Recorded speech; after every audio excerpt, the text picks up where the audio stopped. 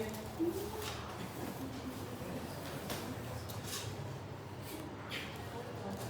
Muy bien.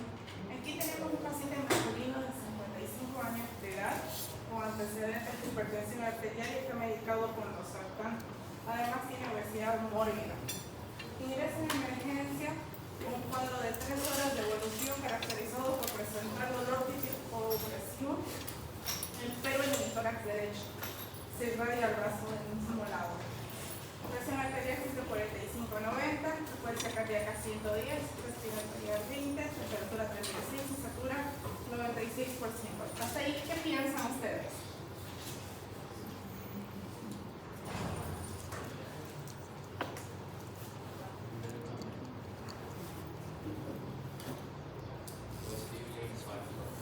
Posible infarto, ¿verdad?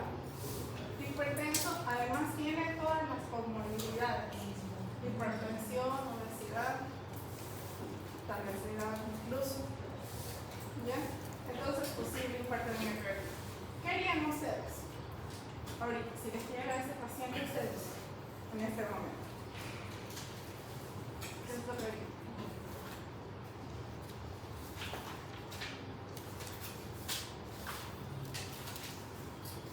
No, ustedes lo saben. No lo hemos hablado. ¿Qué harían?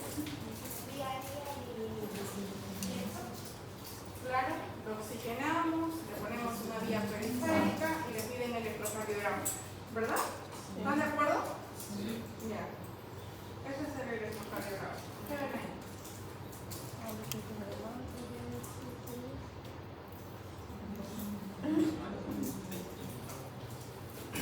¿Qué es lo primero que vamos a ver en el electrocardiograma? ¿Tiene una P? ¿Sí? Entonces está en un ritmo. Su ritmo es sinusal. ¿Está simétrico? No. Pero yo tengo que irme a... Normalmente lo hacemos en la onda. De Q a Q, tengo que ver que todo sea simétrico, ¿verdad? Entonces está simétrico, es regular. Entonces es un ritmo sinusal regular. Esto es importante para mí porque ustedes van a decidir de acuerdo a esto si ustedes están sospechando en un infarto agudo del miocardio el inicio de la medicación. Ahorita vamos a llegar ahí, ¿ya? Segundo, ¿qué ven? ¿Qué están sospechando? Yo ustedes han visto.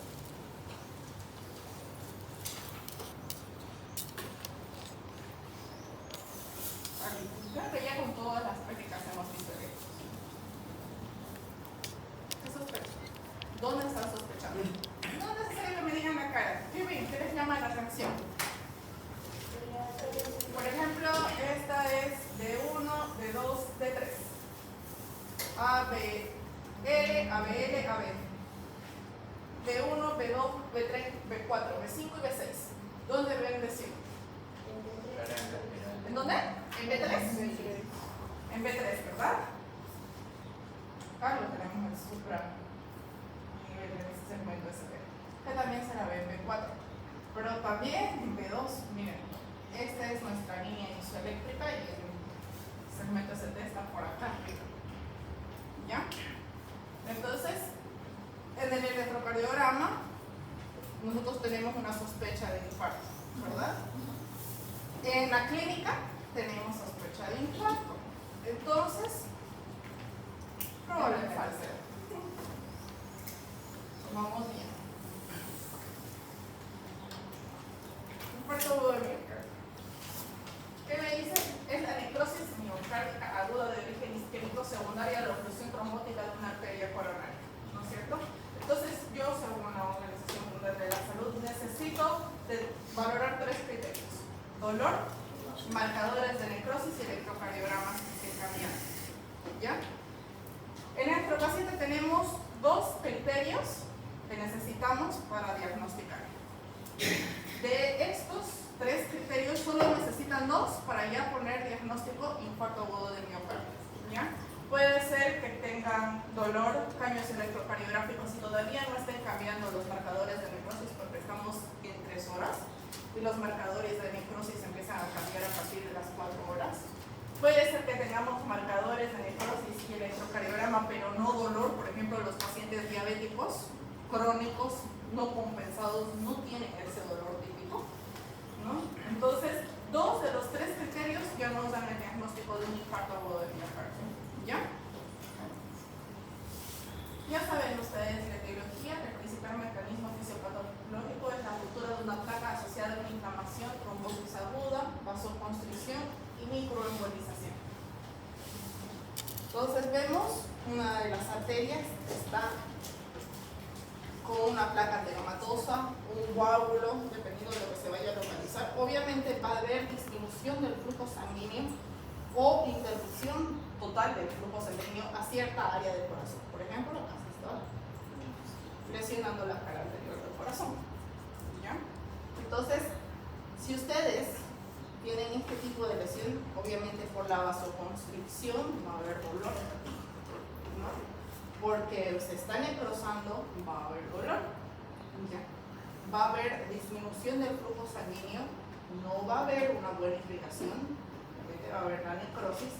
Entonces nosotros tenemos que empezar a tratarlo ni bien nosotros hayamos detectado eso. ¿Ya?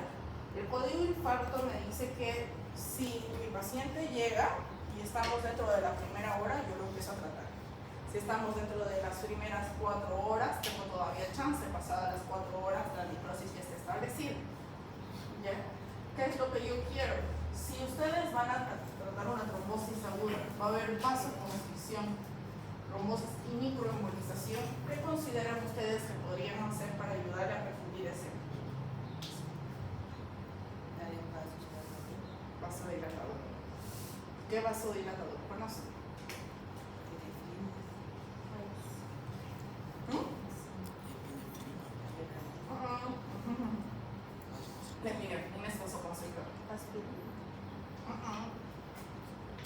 La aspirina es antiagregante plaquetario, que nos sirve muy bien, gracias doctora, porque si bien va a empezar a formarse esa plaquita, ya sea ateroma o coágulo, el cuerpito va a tomarlo como va a desencadenar la cadena proinflamatoria, que va a empezar a formarse plaquetas ahí, porque va a decir, pucha, se está inflamando, entonces es alguna lesión y yo necesito ir a curarla, la van a tomar como una herida, ¿me entienden? Entonces va a agregar plaquetas. Si ya es una placa ateromatosa y nosotros le aumentamos las plaquetas que va a mandar el cuerpito, activando la cascada inflamatoria, se va a terminar de estenosar toda esa arteria. Por eso nosotros le damos antiagregantes plaquetarios a esos pacientes. ¿Me entienden? Y vamos a dar vasodilatador si el paciente puede recibirlo. O sea, si no está muy hipotenso, porque sabemos que los vasodilatadores son medicamentos antihipertensivos. ¿Que conocen? La nitroglicerina.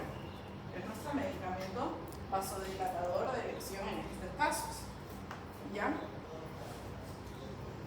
Si ustedes conocen la etiología o van a meter esa cara, van a saber qué van a administrar. Obviamente tenemos los factores de riesgo, obesidad, patologías cardíacas, estrés extremo, los pacientes que fuman, mala dieta y los diabéticos son los que más son propensos a esto. Y los médicos.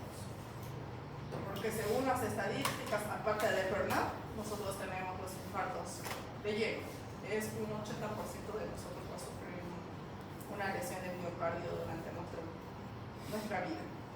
Como dijimos, tenemos la formación de la plaquita, hay una remodelación arterial, la placa vulnerable puede producir una ruptura, trombosis, hay agregación plaquetaria y podemos tener fibrinolysis y retrombosis en el caso de que no lo podamos controlar esa cascada proinflamatoria. La podemos clasificar entre agudo o en evolución, si el cuadro está dentro de las 4 a 6 primeras horas, reciente o en periodo de cicatrización si los tenemos dentro de los 7 a 28 días y un antiguo o cicatrizado pasado a los 28 días. Otro tipo de clasificación es agudo, subagudo y crónico. Agudo dentro de las primeras 48 horas hay elevación del segmento ST unido a una T que forma una onda monofásica Pasadas las 48 horas o al mes, es un periodo subagudo que está ya en regresión. El segmento ST vuelve normalmente a su nivel, pero ya las ondas T se tornan negativas, ¿no? Subagudo. O crónico a partir de los 3 meses, que ya vamos a ver la patológica que les he mostrado, ¿ya? Entonces, ¿qué vamos a ver? Yo quiero que tengan en cuenta, ¿ya? Cuando vamos a hablar de supradesnivel, infradesnivel, ondas T negativas o ondas Q patológicas, tenemos que tener en cuenta, y ustedes ya saben qué significa, un electrocardiograma normal, ¿ya? Dentro de ese electrocardiograma normal, nosotros tenemos la línea isoeléctrica. Sabemos que el electrocardiograma está formado por voltajes y nosotros vamos a aprender a mirar. Es un papel cuadriculado que nosotros vamos a tener que valorar, y ustedes me van a decir durante sus prácticas cuánto valen estos. ¿Ya? Si mi paciente tiene un electrocardiograma que está normal, yo voy a tener todo empezando y terminando sobre la misma línea, independientemente si estos empiezan o terminan en las líneas fijas del papel, ¿ya? Pero tienen que tener en cuenta que la P empieza y termina al mismo nivel que está empezando el PQ, la Q empieza y termina al mismo nivel que está terminando la T, el segmento ST, y la onda T empieza y termina en el mismo nivel. O sea, todo sobre una línea, y esa es la línea isoeléctrica. La línea isoeléctrica. Independientemente de dónde estén las líneas cuadriculadas del electrocardiograma, ya todo tiene que estar empezando y terminando sobre el mismo nivel, ¿ya? Por eso ustedes se tienen que fijar que su electrocardiograma esté bien hecho, porque hay electrocardiogramas que si bien empiezan las ondas y se van así, porque el paciente se movió, tienen que ver que su electrocardiograma esté bien hecho. Si todo empieza y termina sobre la misma línea, obviamente estamos hablando de un electrocardiograma que no tiene patología.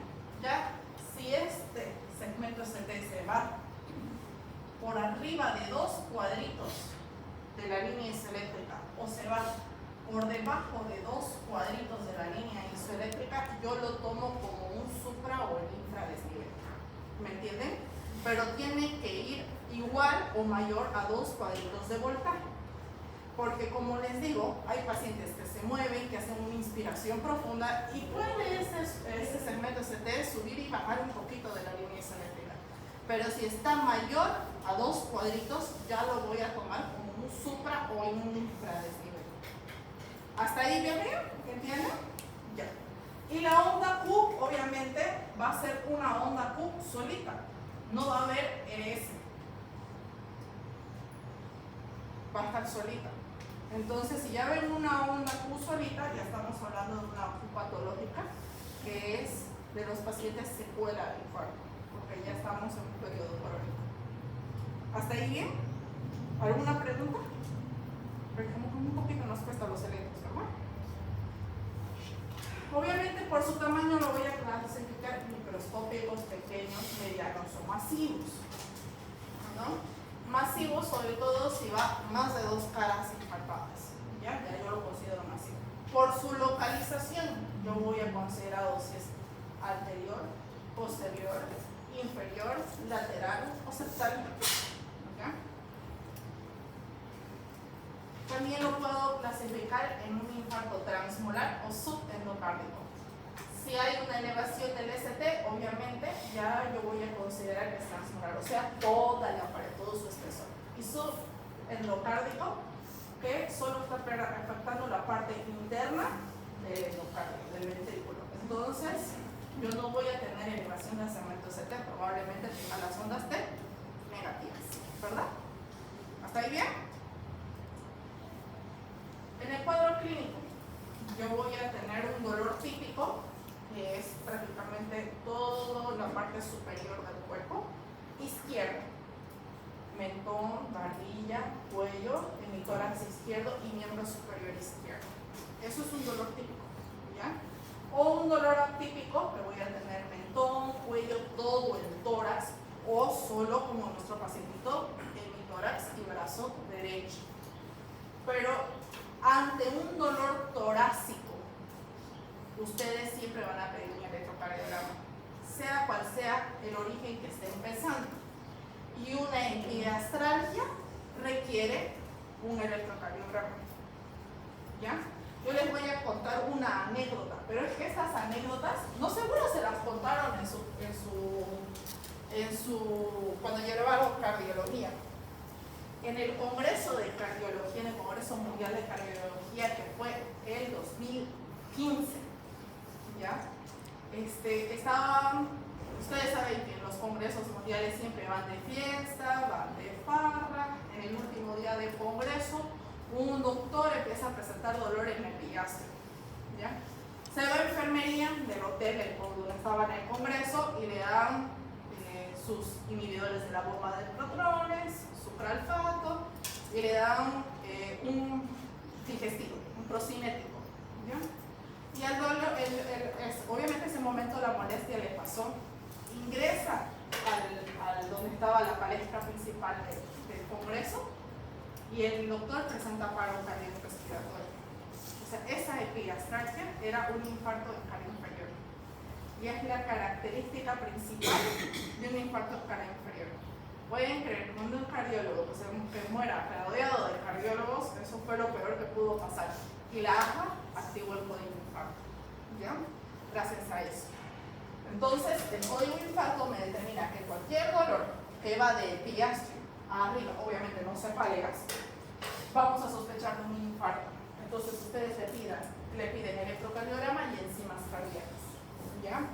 Aún así tengo antecedentes de gastritis, aún así tengo antecedentes de polilitiasis, que esto también me puede causar dolor de epigastrio, aún así ustedes están sospechando de una neumonía, van a pedir electrocardiograma y enzimas cardíacas. ¿Entienden? No se les va a olvidar, ¿ya? Obviamente estos también van acompañados de disnea, fatigas, pueden tener hipotimia, síncopes, diaforesis, palidez taquicardia y náuseas, porque están activando el sistema simpático.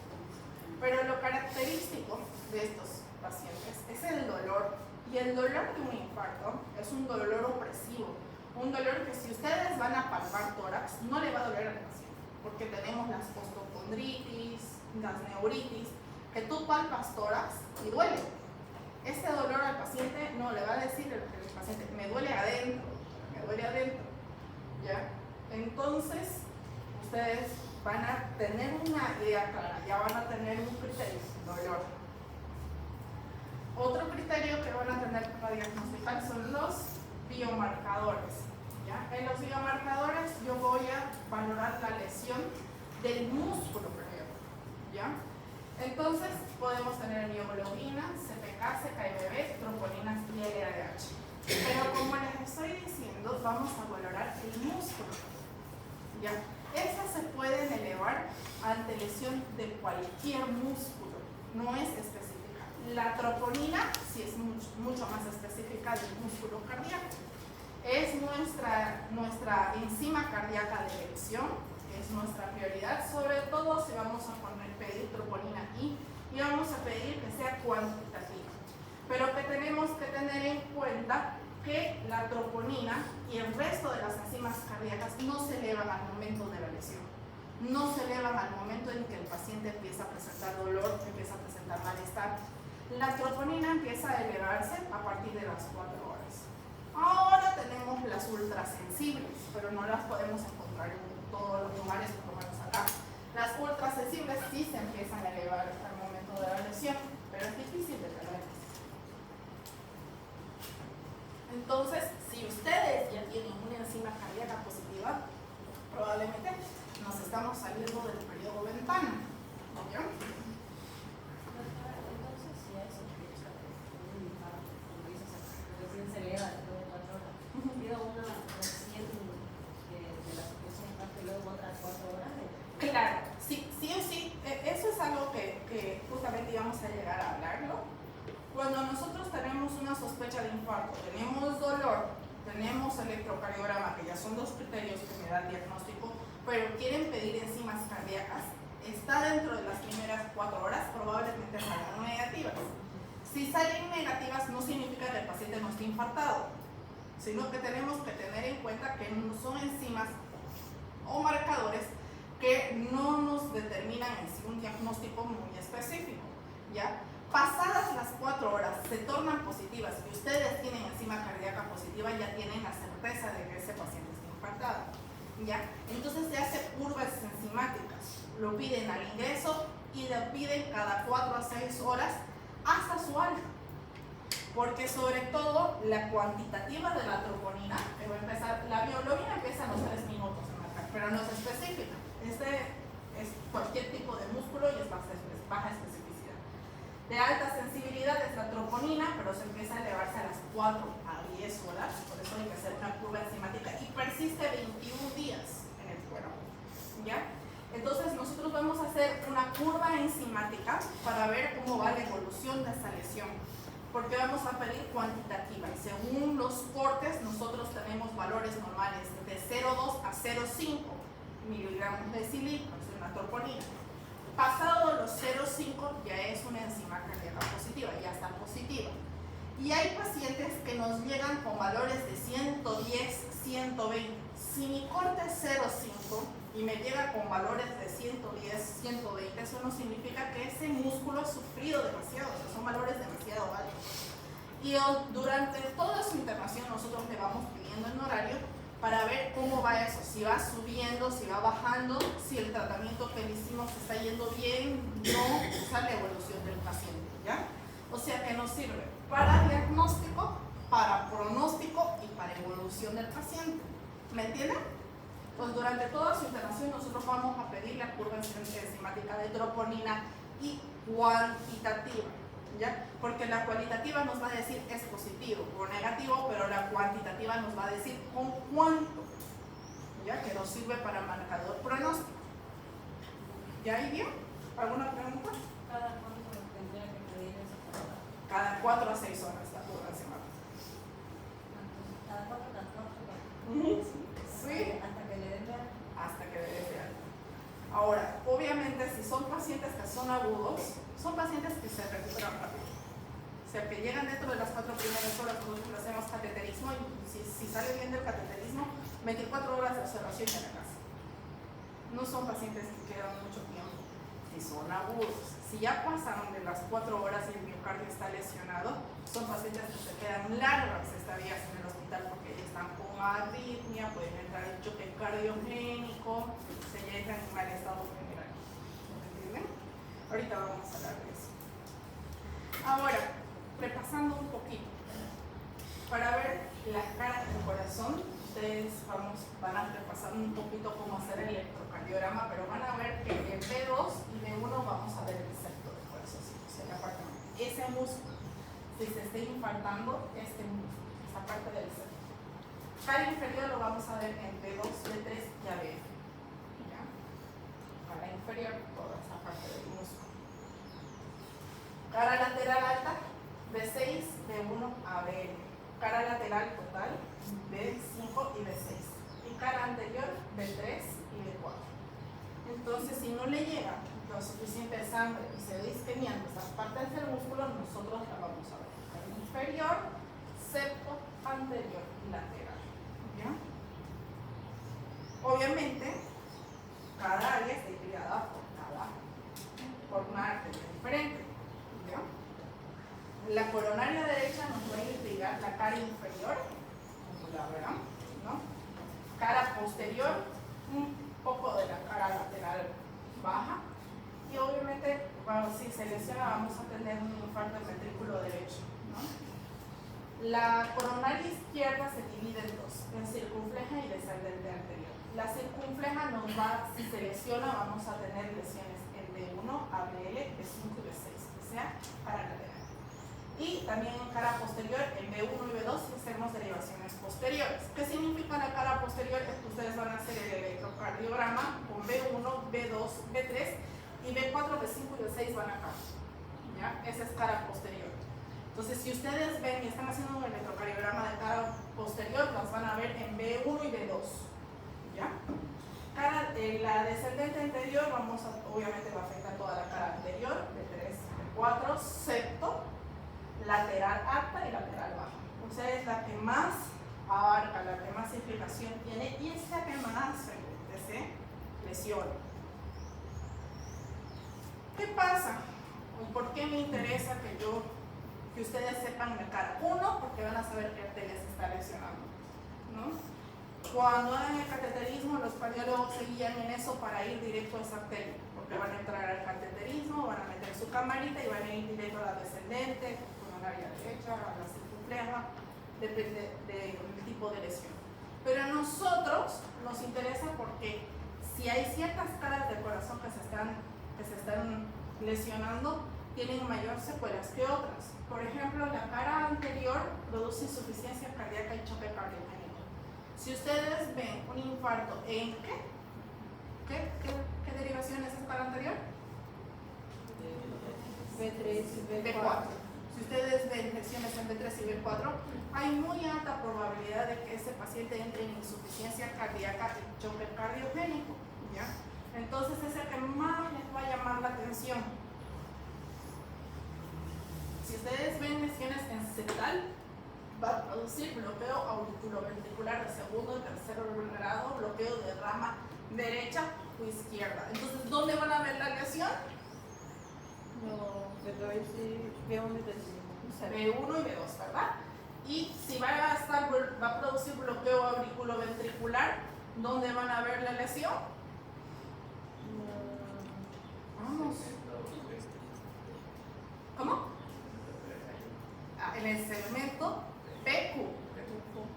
Perfecto. En el segmento PQ. ¿Ya? Si vamos a ver cara lateral, vamos a verla depende de si es alta o baja, pero tienen que ver que de 1 a B, de 5 y de 6 es cara lateral. Y normalmente vamos a tener insuficiencias cardíacas moderadas, ¿no? Pero normalmente la circunfleja no produce gran irritación. Si es cara inferior, vamos a tener insuficiencia cardíaca, bloqueos auriculoventriculares y bloqueos de rama también, derecha o izquierda.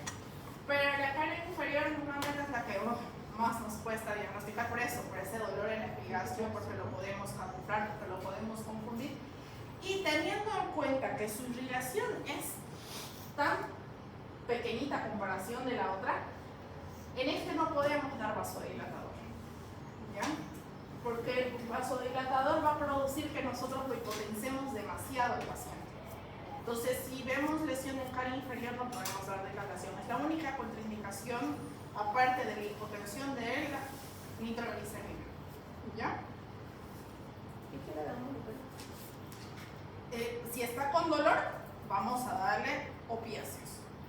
¿Ya? Ahorita vamos a ver. Cara posterior, insuficiencia cardíaca leve, más bien. Y hay lesiones de ventrículo derecho totales, o sea, donde vamos a tener de 2, de 3 a B, toda la cara anterior, y vamos a tener lesiones en B3 y B4. ¿Qué pasa? Insuficiencia cardíaca derecha y arritmia, bloqueos y bloqueos de rama. ¿Ya? Como verán, las de cara anterior son las que más nos pueden causar problemas. ¿Ya? Ya habíamos hablado, si tenemos endocárdicas vamos a tener las ondas tepicudas y subpericárdicas las vamos a tener negativas. O sea que cuando tenemos lesiones de onda T vamos a ver que está o la parte cara anterior del endocardio o en la cara externa del endocardio. Lesiones de onda T. Si vamos a ver que segmento ST, vamos a ver que son lesiones normalmente transmurales, pero también nos podemos poner subendocárdicos cuando hay infra y subepicárdicos cuando hay subras. El segmento ST indica isquemia miocárdica transmural, como ya lo habíamos hablado. Muchas veces pueden observarse en reposo en pacientes con espasmo coronario, la angina de Prince-Metal y durante el ejercicio. Y las ondas Q-patológicas también las podemos ver por infartos transmurales. Vamos a ver que primero ven acá, la Q normalmente es positiva, ¿verdad? no es negativa. Acá ya se tornó negativa. Y después desaparece la RS y el segmento ST vuelve a su valor normal. Una imagen característica de un infarto agudo de miocardio son las imágenes de espejo. Entonces vamos a ver en D1, en D2, es un infradesnivel del segmento ST. ¿Están de acuerdo? Y en D2 vamos a tener un supra. Normalmente es la derivación continua. La podemos ver en B1, B2, la podemos ver en B3, B4, la podemos ver en B5, B6. Siempre la derivación continua. ¿Ya?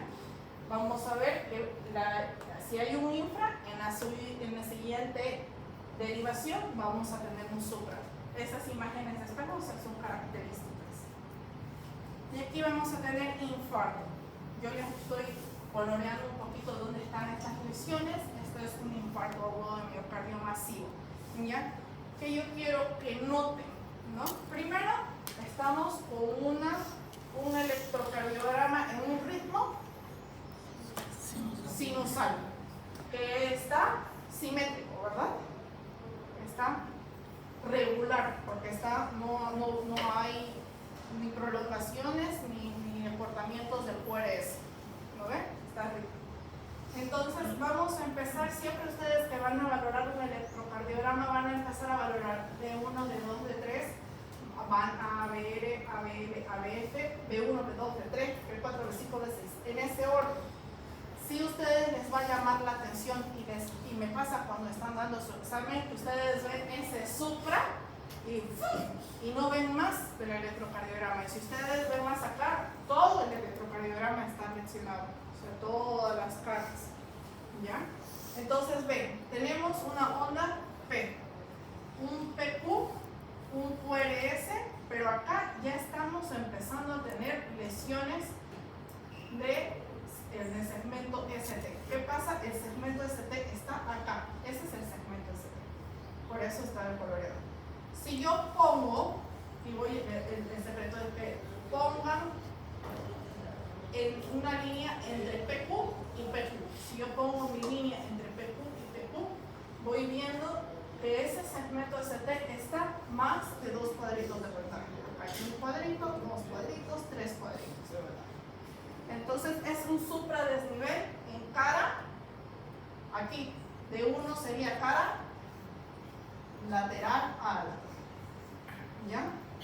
Aquí yo voy a ver que tengo mi PQ, acá mi PQ, esta es mi línea isoeléctrica y el segmento ST está por acá.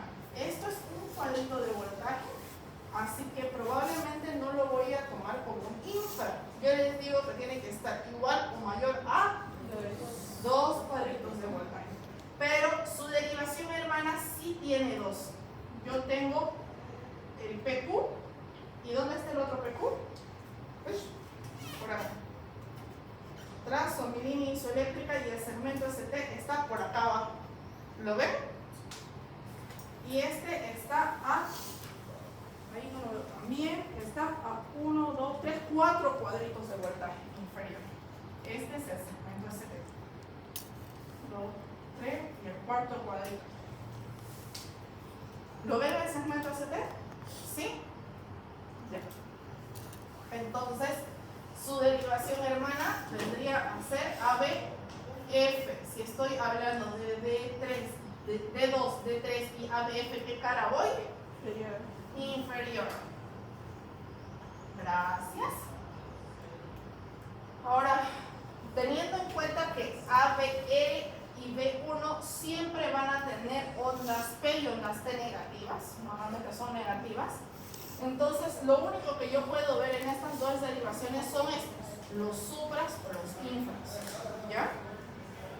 Eso van a tener en cuenta. Pero voy a ver que tiene onda T negativa, pero no hay un supra ni un infra, porque voy a trazar mi línea de PQ a PQ. Me chupa mi línea.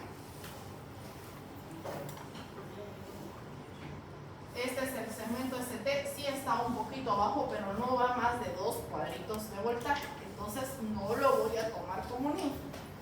¿Ya? Me voy a la siguiente derivación, me voy de PQ a PQ, trazo mi línea isoeléctrica y si está por acá el segmento SB. Entonces, si este es ABL, es cara lateral. Me voy junto con esto. Ya lo habíamos visto, ABF, que dijimos que es cara inferior. Me voy a B1, que si trazo mi línea isoeléctrica, si está más de 2 cuadritos de voltaje, B1, y me voy a su derivación hermana, que sería B2, que también, bueno, acá está súper claro, que sería cara septal. ¿Ya? Me voy a B3 y B4, que lo mismo veo, esos supradesniveles, el segmento ST sería este. Esta es la línea isoeléctrica, está pues evidente, que sería cara. ¿Ya? En B5 lo puedo ver, pero en B6 no está tanto. En B6 la tengo. ¿Ya? Entonces, este es un infarto masivo. Tengo más de 2 derivaciones. ¿Ya? ¿Hay alguna duda? ¿No? Este es un normal. Es considerado masivo cuando me da siempre más de 2. Y en caso que me dé solo de 1, entonces es un inicio o no. No, es uno no masivo, o sea, un infarto agudo de miocardio. Ah, ya. Como verán, este es normal. ¿Ya? ¿Qué significa? Que si tenemos una onda P, un PQ, un QRS, un segmento ST y una onda T, todo sobre la línea isoeléctrica, todo está empezando. Es rítmico, regular, significa que yo tengo todas las derivaciones dentro de la misma frecuencia cardíaca, ¿verdad? Y vean que sean normalmente en A, B, L y B1 vamos a tener negativas el total, el P, el Q, las P negativas. Siempre, o sea, que en esta no significa que estén mencionadas, ¿ya? Solo vamos a valorar en A, B y en B1 supras o infras del nivel del segmento ST. En el resto de las derivaciones me importa cómo esté la onda T y el segmento ST si estoy buscando un infarto. ¿Ya? Tratamiento. Obviamente, ni bien les llega el paciente dentro de los primeros 10 minutos, ustedes ya le pidieron el electrocardiograma, ya me dijeron, lo examinaron, está muy bien. Le vamos a medir los signos vitales, vamos a hacer una vigilancia continua del electrocardiograma, significa que le vamos a conectar un monitor, no son pacientes que se tengan que dejar al azar. Un acceso intravenoso, vamos a hacer un interrogatorio y un examen físico exhaustivo porque nos importa, en ellos nos importa que nos digan cómo anda el peso. ¿Ya? Como les digo, hay pacientes que nos pueden llegar inconscientes, hay pacientes como que algunos que ya vimos en la práctica que estaba con múltiples patologías, entonces el momento exacto del inicio del infarto no se pudo dar porque vino con tos, neumonía, edema agudo del pulmón y encima se infartó. O sea, no tuvimos un momento exacto, pero sí es idóneo tener ese momento para saber nuestras horas de oro.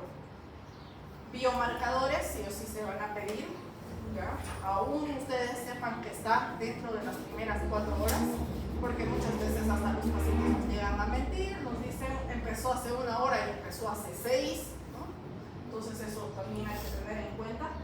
Vamos a pedir tiempo de coagulación, sí o sí, porque sí o sí vamos a necesitar saber tiempo de coagulación, por si nosotros lo vamos a anticoagular o por si los cardiólogos van a entrar a cateterismo, no pueden entrar con un paciente anticoagulado porque van a meter un catéter con cámara, pueden causar lesiones sangrantes importantes. Y vamos a ver contraindicaciones de fibrinolisis.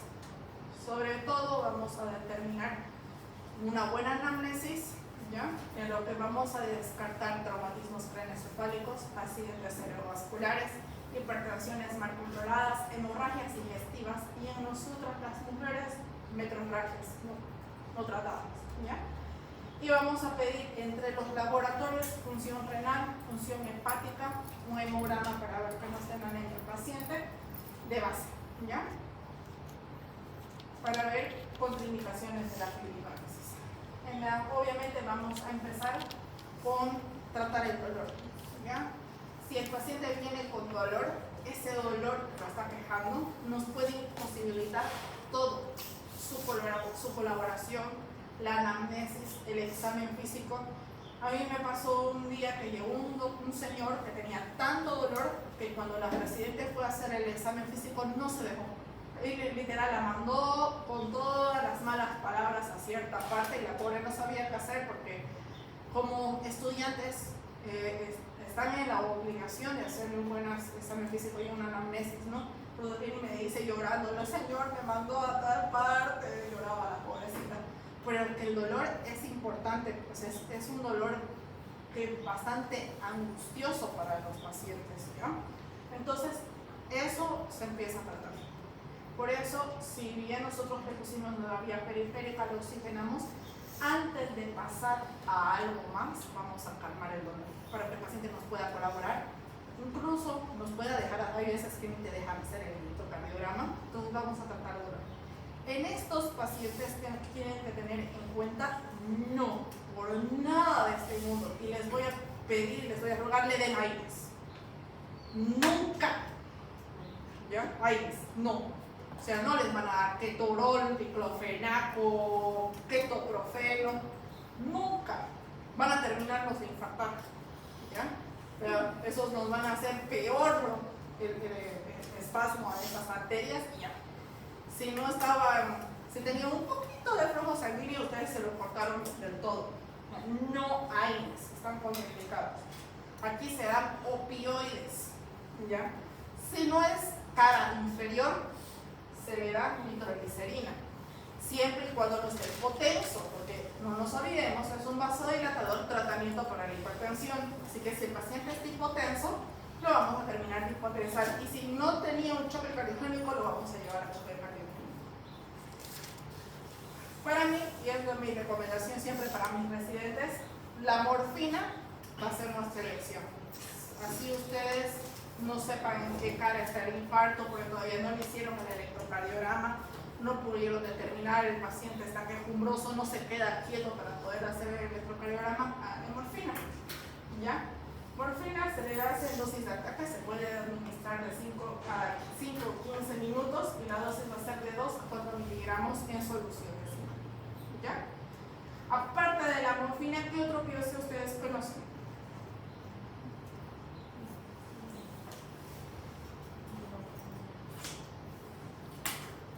Más seguro el tramadol, ¿no?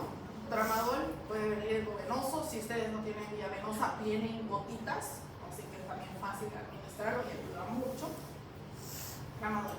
Y otro sería fentanil, ¿ya? Entonces tienen 3 tipos de opiáceos que pueden usar, ¿ya? Van a oxigenar siempre y cuando el paciente esté desaturando. Si estás desaturando igual o menor de 90 se oxigena, si no tampoco no es una prioridad, ¿ya? Nitroglicerina, si el paciente tiene cualquier infarto miocardio que esté con presiones arteriales o altas, como era un paciente de en nuestro caso, ya podemos administrar el nitroglicerina. La nitroglicerina viene sublingual en aerosol, ¿ya? Como los tratamientos para los pacientes asmáticos, y viene endovenoso, ¿ya? Esto nos ayuda a vasodilatar, va a disminuir el dolor y nos ayuda a reperfundir ese miocardio, ¿ya? Ácido acetilsalicílico, dosis de ataque de 160 a 325 miligramos, obviamente como antiagregante plaquetario, como lo vimos. Y vamos a pedir una radiografía de tórax. ¿Por qué me importa la radiografía de tórax? Porque un dolor que es muy característico del infarto son las rupturas de aneurisma, ¿ya? Entonces en la radiografía van a ver ese mediastino ensanchado y van a ver, no es infarto, es un aneurisma que se está disecando, ¿ya? Que es otro dolor característico. De todos modos, si estamos ante un electrocardiograma o dolor o enzimas cardíacas positivas, 2 de 3 marcadores, pero bueno, saben, vamos a administrar otro antiagregante más, que sería el clopidogrel. La dosis de ataque es de 300 a 600 miligramos vía oral. La aspirina también va a vía oral. Y aquí vamos a ver, Beta bloqueantes. ¿Por qué me interesa que ustedes sepan si su paciente está en un ritmo sinusal irregular? Porque si está en un ritmo sinusal irregular no es necesario, ¿ya? Pero si su paciente ya no está en un ritmo sinusal y ustedes ven el electrocardiograma irregular, vamos a usar betabloqueantes. Los betabloqueantes de elección son el bisoprolol o el metoprolol, ambos en dosis de 5 miligramos, ¿ya? Siempre y cuando no esté en insuficiencia cardíaca, choque cardiogénico o signo que prechoque, que significa que esté taquicárdico con hipoperfusión visceral. Obviamente yo no le voy a dar un betabloqueante a un paciente hipotenso tampoco, ¿no? Porque es un antihipertensivo además. Está aquí. El infarto de miocardio agudo incluye una disminución de la respuesta inflamatoria y estabilización de la placa aterosclerótica. La atorvastatina es la de elección y su dosis de ataque es de 80 miligramos y se da 80 miligramos día hasta casi siempre, de por vida. Y acompañado a la terapia de reperfusión miocárdica va la heparina de bajo peso molecular. Si mi paciente tiene una función renal normal, yo le voy a dar dosis plena, es 1 miligramo por kilogramo cada 12 horas, obviamente subcutáneo. Si mi paciente tiene presión renal establecida, solo se da una vez al día, 1 miligramo por kilogramo de peso. La enoxaparina o la heparina de bajo peso molecular viene así como la ven en jeringas prellenadas. Estas vienen en jeringas de 20, 40, 60 y 80 miligramos. O sea, si mi paciente pesa 70 kilogramos, o 70 y algo, yo le voy a poner la más cercana que sería la de 80, ¿verdad? No la de 60, ahí mejor no me. Si mi paciente pesa 60, obviamente me voy. Si mi paciente pesa 120 kilos, porque normalmente es los obesos en los que tenemos estos problemas, voy a asociar dos, ¿no? Una de 80 y una de 40, o una de 80 y una de 20, dependiendo del peso. Voy a asociar, porque son jeringas prellenadas. Es 1 ml que viene con esta capacidad: 20, 40, 60 y 80 miligramos. ¿Entienden hasta ahí? Ya. Esa terapia, vamos a volverla a repasar. El dolor, que es el opiáceo. 2, la aspirina. 3, el clopidogrel. 4, la atorvastatina. 5, la heparina de bajo peso molecular. Sí o sí se da en todo paciente. Sí o sí. Ya sea que esté con 1 hora de evolución o 1 mes de evolución, ustedes le van a dar ese paciente. Y normalmente se van con ese tratamiento de alta lacasina. Doctora, ¿qué? 4. Atorvastatina. ¿Y el 5? Heparina de bajo peso molecular. Bueno, vamos a ver. ¿Ya? Sí o sí. O sea, si sus pacientes llega a la hora, estoy hace 1 hora con el dolor idóneo, inician esta terapia y los refieren a una institución de mayor complejidad para tratamiento más avanzado, de los cuales vamos a hablar ahorita. Si ustedes ya están en un hospital como el San Juan de Dios, el Obrero o el Japonés, que son instituciones de alta complejidad, le inician ese tratamiento y lo mandan a su cateterismo cardíaco. ¿Ya? Si el paciente está con arritmia o signos de arritmia, le van a iniciar betabloqueante más. Esto si llega a la hora. Si llega a las 4 horas, o dentro de las primeras 4 horas, le inician el tratamiento y lo mismo. Van a que se lo manda a un tratamiento de mayor complejidad. Pasadas las 4 horas, le inician el tratamiento, pero ya los tratamientos que vamos a hablar ahorita, no están indicados. Si el cateterismo se puede hacer en cualquier paciente, agudo o crónico, ¿ya? Pero el resto de las terapias no, ¿ya? Entonces, sí o sí se le hace. Y si ven, excepto, incluso ni los opiáceos, porque podemos optar por un tramadol en montas, ¿ya? No necesitan vía periférica. O sea, si ustedes están en un centro de salud, en una posta, en su consultorio, y les viene con un paciente con un dolor típico, le hacen electrocardiograma o enzimas cardíacas, estas salen positivas, ustedes no necesitan de una vía periférica para tratar, porque todos son vía oral y subcutáneo. Entonces no hay necesidad para que ustedes mantengan al paciente o estén demorando el traslado, porque en estos pacientes y en los ACVs isquémicos la hora es corto. ¿Ya? Si están dentro de la primera hora, lo vamos a revertir en un casi 100% esa lesión de miocardio. Pasada la hora y hasta las 4 horas vamos a revertir en su mayoría. Pasadas las 4 horas, la lesión está establecida y ya no hay cómo revertirla. Solo vamos a tratar de prevenir que se vuelva a infartar o que se torne a un infarto masivo. ¿Me entienden? Entonces, sí o sí, tenganlo claro. ¿Ya? Ahora, si nos quiere un paciente, nosotros podemos tener 3 criterios de vida. Le hicimos la antiagregación plaquetaria, la terapia de reperfusión de miocardio, y tenemos 3 opciones. ¿Ya? En la antigüedad, cuando yo estaba ahí en ese asiento, se hacía heparina sódica. ¿Ya? Era lo ideal. La heparina sódica es un anticoagulante estándar de pacientes que reciben tratamiento de reperfusión durante las primeras 48 horas de referencia hasta el ingreso. ¿Ya? ¿Qué pasa con la heparina? Que es un anticoagulante muy potente y puede causar sangrado masivo en cualquier otra área del cuerpo, más frecuente cerebral. ¿Ya? Entonces se ha ido contraindicando y no significa que con esta terapia tenemos 100% de certeza de que se vaya a revertir. Muchas veces el coágulo o el ateroma está bien remodelado, entonces no va a hacer efecto. Entonces hay mucho riesgo de sangrado. Menor riesgo de sangrado son los fibrinolíticos, pero tenemos que tener en cuenta que si tiene una hemorragia intracraneal previa de cualquier tipo, no se puede hacer. Si tenemos lesión cerebrovascular conocida o una malformación arteriovenosa, no. Neoplasias intracraneales malignas, no. Accidentes cerebrovasculares isquémicos en los últimos 3 meses, no. Igual traumatismos craneoencefálicos en los últimos 3 meses, no. Sospecha de disección aorta, no.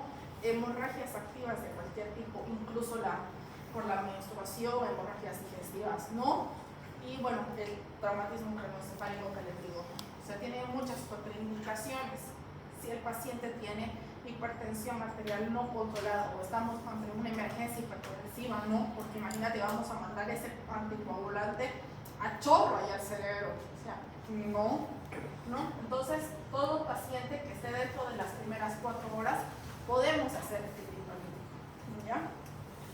Como tiene tantas contraindicaciones y su efecto adverso, aunque es más específico del miocardio, también no nos olvidemos que es terapia para los accidentes cerebrovasculares. ¿Ya? Los fibrinolíticos van muy bien con los accidentes cerebrovasculares.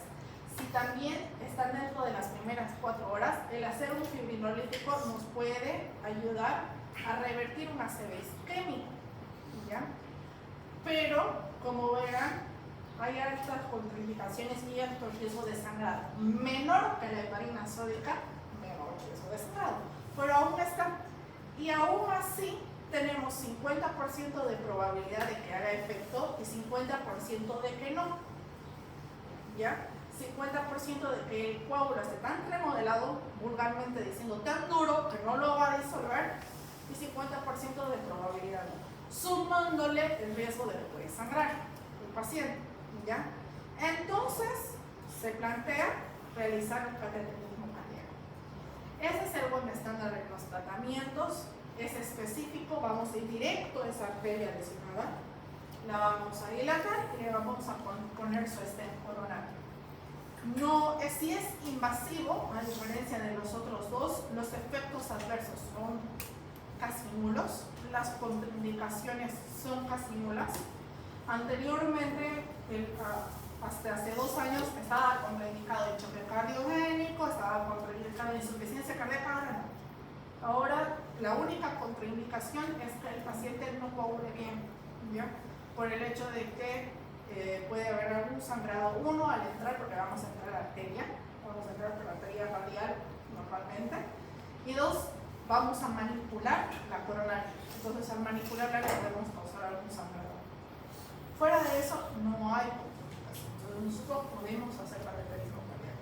Si lo hacemos dentro de las primeras 4 horas, vamos a entrar, vamos a remodelar, vamos a limpiar, la vamos a dilatar y le vamos a poner un estén coronario, ya que nosotros tenemos la arteria, está con su ateroma, lo vamos a limpiar, lo vamos a sacar, y como pasó acá, muchas veces nosotros nos llevamos un poquito de endotelio de esa arteria. Es como que le estuviéramos haciendo un legrado a la arteria. Se ubican de hacer un legrado, ¿verdad? A veces se lleva un poquito de tejido. Entonces, para que esta arteria no colapse, se le pone un estén coronario, que normalmente ya tiene un poco de anticoagulantes. Entonces, vamos a hacerle un puente a esa arteria y la vamos a evitar que colapse y van a tener un flujo de sanguíneo permanente. Se le pone anticoagulante, sea como anticoagulante para que no haya agregación plaquetaria ni coágulos alrededor del estén, que le forme otro infarto. ¿Ya? Ese es el tratamiento de elección para los pacientes. Sería lo idóneo, sería lo ideal de hacerlo y de tener disponibilidad de esto en todas partes. Sería lo idóneo. ¿Ya? Obviamente hay pacientes que tienen infartos agudos de miocardios masivos, a los que se hace cateterismo, no se puede revascularizar, a esos ya se hace otro tipo de tratamientos que ya son quirúrgicos, se les hace puentes coronarios, injertos, y ya bueno, eso ya es muchísimo más avanzado. Pero esos cuando normalmente son crónicos, reincidentes, reinfartados o que son masivos. ¿Ya? Si nosotros hacemos esta terapia oportuna, muy poco probable que lleguemos a más allá. ¿Ya? Los pacientes incluso si tratan dentro de las primeras 4 horas no quedan con insuficiencia cardíaca, no quedan en FA, porque hay muchos de esos pacientes que quedan de fibrilación auricular nada más. Y bueno, el tratamiento oportuno siempre va a haber una buena respuesta. Entonces, ¿qué es? Lo van a dilatar, van a limpiar, van a remodelar, van a hacer una angioplastia y le van a colocar el catéter el estén para que no se colapse la arteria. ¿Ya? Eso es una angioplastia coronaria transmural percutánea que nosotros comúnmente lo llamamos cateterismo. ¿Alguna pregunta hasta aquí? ¿No?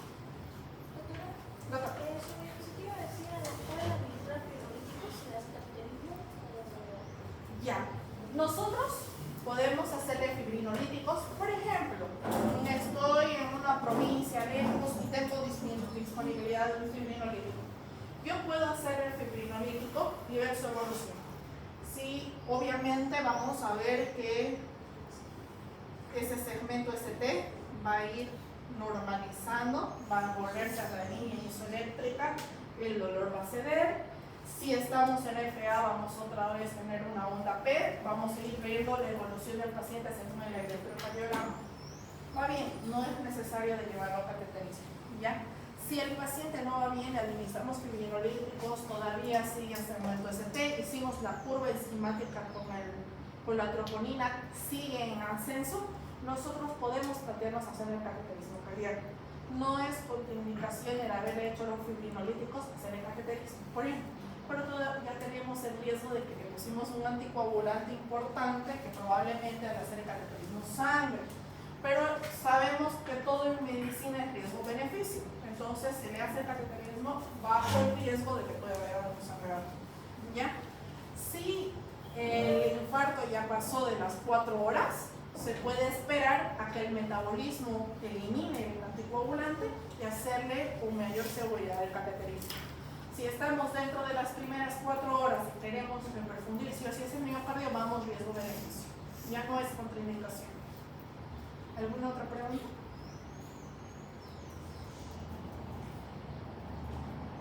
¿No? Doctora, en el caso de la angioplastia, dijimos que se pone el balón, entonces sí lo va a agarrar a la pared, el ateroma, la placa.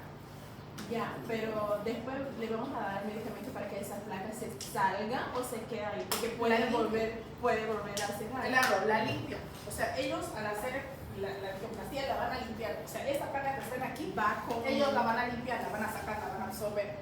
Ya, como les digo, como si estuvieran haciendo un legrado, ¿entienden? Van a absorberlo. Pero no nos olvidemos que los pacientes post-cateterismo viven con esto. Aspirina con inhibidor de la atorvastatina para evitar que se vuelva a remodelar esa placa.